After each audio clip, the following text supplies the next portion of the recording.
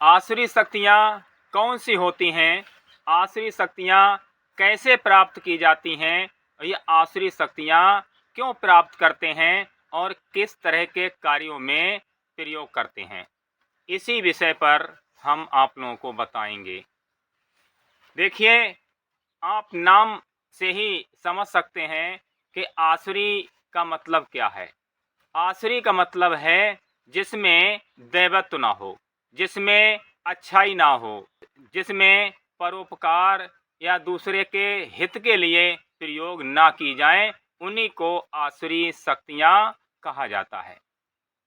तो जितने भी असुर हैं, आप देख लीजिए, रावण को देखो, उसने कितनी शक्तियों को इकट्ठा कर रखा था।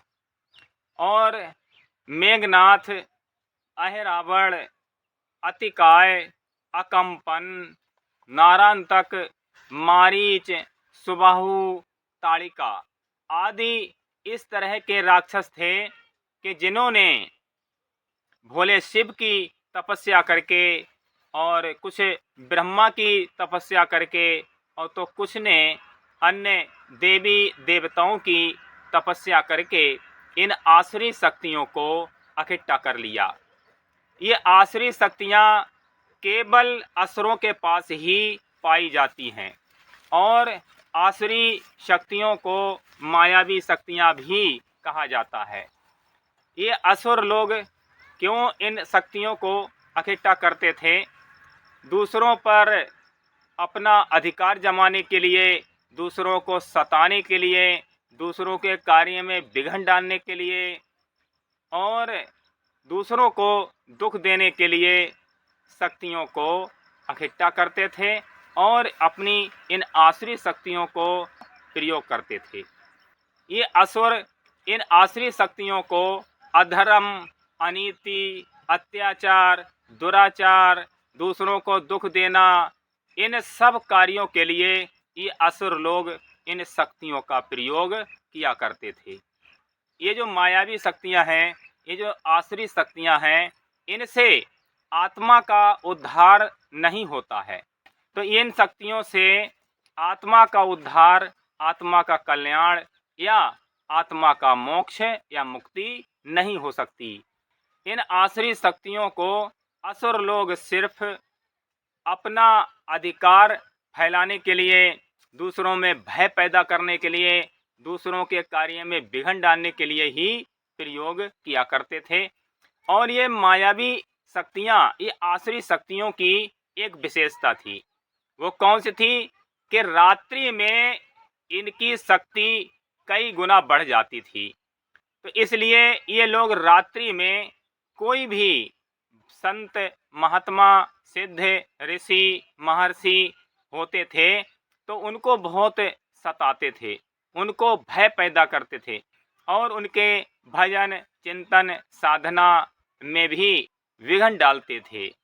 जिस वन में विश्वामित्र तपस्या करते थे तो उस वन में ताड़िका रहा करती थी, मारीच और सुबाहु रहा करते थे। वो लोग उनके भजन, चिंतन, ध्यान में विघ्न डालते थे, उनका यज्ञ नहीं होने देते थे। तब इन असुरों का नाश करने के लिए विश्वामित्र जी राम जी और लक्ष्मण को ले गए और उनके द्वारा इनका वध करवाया।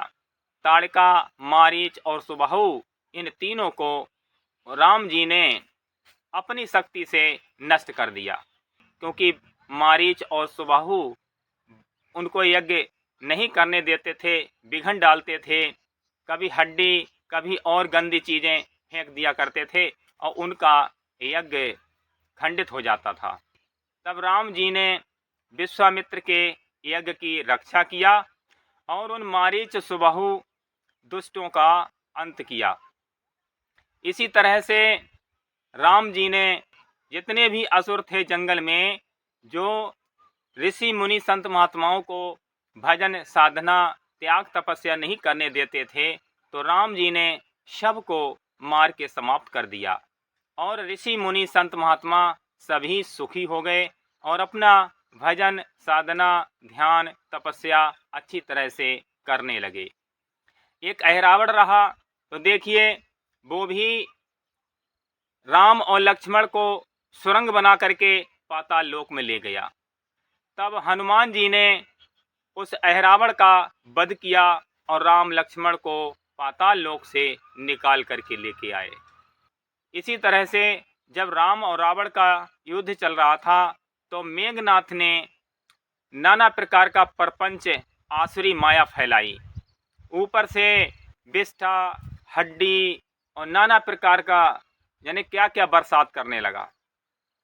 जब लक्ष्मण और मेघनाथ का युद्ध हो रहा था तो मेघनाथ ने हड्डी और विष्ठा आदि की बरसात कर दी और एक बार उसने वीर घातनी शक्ति चला दी तो लक्ष्मण जी मूर्छित हो गए। और इसी तरह से वह आकाश में अदृश्य होकर के बाण चलाया करता था। लक्ष्मण जी समझ भी नहीं पाते थे। तो इसी तरह से ये असुरों के पास ऐसी ऐसी मायावी और राक्षसी शक्तियां थीं जिनसे देवता लोग भी परेशान रहते थे और उनसे मुकाबला नहीं कर पाते थे। ये असुर लोग कड़ी तपस्या करके, ब्रह्मा की तपस्या करके, शंकर जी की तपस्या करके इन मायावी शक्तियों को प्राप्त कर लेते थे और इन आसुरी शक्तियों से, मायावी शक्तियों से लोगों को सताते थे, लोगों को दुख देते थे और अधर्म, अनीति, अत्याचार और पाप कर्मों में इनका दुरुपयोग करते थे। लेकिन जो अधर्म, अनीति पर इन शक्तियों का प्रयोग करता है तो एक दिन इन शक्तियों का भी अंत हो जाता है और इन असुरों का भी अंत होता है। आप सबको पता है कि जितने भी असुर रहे, आप देख लीजिए उनका इतिहास उठा करके कि एक दिन उनको भी समाप्त कर दिया और उनकी शक्तियों को भी नष्ट कर दिया। इसी तरह से एक हिरण्याकश्यप रहा, वो भी राक्षस रहा और उसने ब्रह्मा की तपस्या करके वरदान मांग लिया कि ना तुम दिन में मरोगे, न रात में मरोगे, न आकाश में मरोगे, न जमीन पे मरोगे, न घर के अंदर मरोगे, न बाहर मरोगे, ना ही कोई तुम्हें अस्त्र से मार सकता, ना शस्त्र से मार सकता, ना कोई मनुष्य मार सकता और ना ही कोई तुम्हें कोई जानवर मार सकता है। ऐसा वरदान जब हिरण्याकश्यप ने ब्रह्मा जी से प्राप्त कर लिया तब उसे अहंकार हो गया। भक्त प्रहलाद पर उसने बड़ा ही अत्याचार किया, उसे बहुत सताया, परंतु भक्त प्रहलाद प्रभु के भरोसे रहे और अपने मार्ग से डिगे नहीं। और एक दिन भगवान विष्णु ने नरसिंह अवतार लेकर के उसे हिरण्याकश्यप का वध कर दिया, ब्रह्मा के द्वारा दिए गए वरदान की मर्यादा को भी रखते हुए। इसी तरह से किसी देवी देवता की या फिर भगवान भोले शिव की तपस्या करके या फिर ब्रह्मा की तपस्या करके या अन्य किसी तरह की तपस्या करके अगर इन शक्तियों कोई प्राप्त कर लेता है, परंतु वह अगर सत्य के रास्ते पर इनका सदुपयोग करता है तब ये शक्तियाँ उसके पास बनी रहती हैं। परंतु जब कोई इन्हें अधर्म, अनीति और अत्याचार फैलाने के लिए अगर इन शक्तियों का प्रयोग करता है तब इन शक्तियों का एक दिन अंत हो जाता है और उन शक्ति वालों का भी अंत हो जाता है। तो इस प्रकार ये जो असुर और राक्षस होते हैं ये तपस्या करके, कड़ी तपस्या करके इन शक्तियों को प्राप्त कर लेते हैं, परंतु ये अधर्म, अनीति पर चलने के लिए इनका प्रयोग करते हैं, इसलिए इन शक्तियों का भी नाश हो जाता है और उन शक्तियों को प्राप्त करने वालों का भी अंत हो जाता है। परंतु जो लोग सत्य के मार्ग पर, धर्म के मार्ग पर, नीति के मार्ग पर इन शक्तियों का प्रयोग करते हैं उनका सम्मान होता है, उनका यश गाया जाता है और उनकी शक्तियाँ भी बरकरार बनी रहती हैं और वो भी अमर हो जाते हैं, उनकी पूजा होती है, उनकी जय जयकार होती है।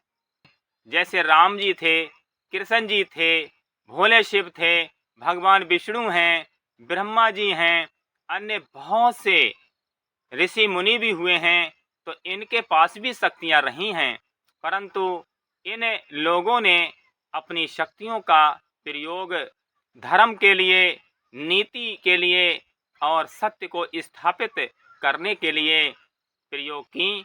इसलिए उनकी शक्तियां आदरणीय हैं और सम्माननीय हैं, और उनकी शक्तियां कभी नष्ट नहीं होती हैं, और वह इनका सदुपयोग करते हैं, सत्य, धर्म और नीति के हित में लगाते हैं, तो उनकी शक्तियां अमर हो जाती हैं और वो भी अमर हो जाते हैं, और उनकी शक्तियों का और उनका सम्मान किया जाता है और जय जयकार की जाती है।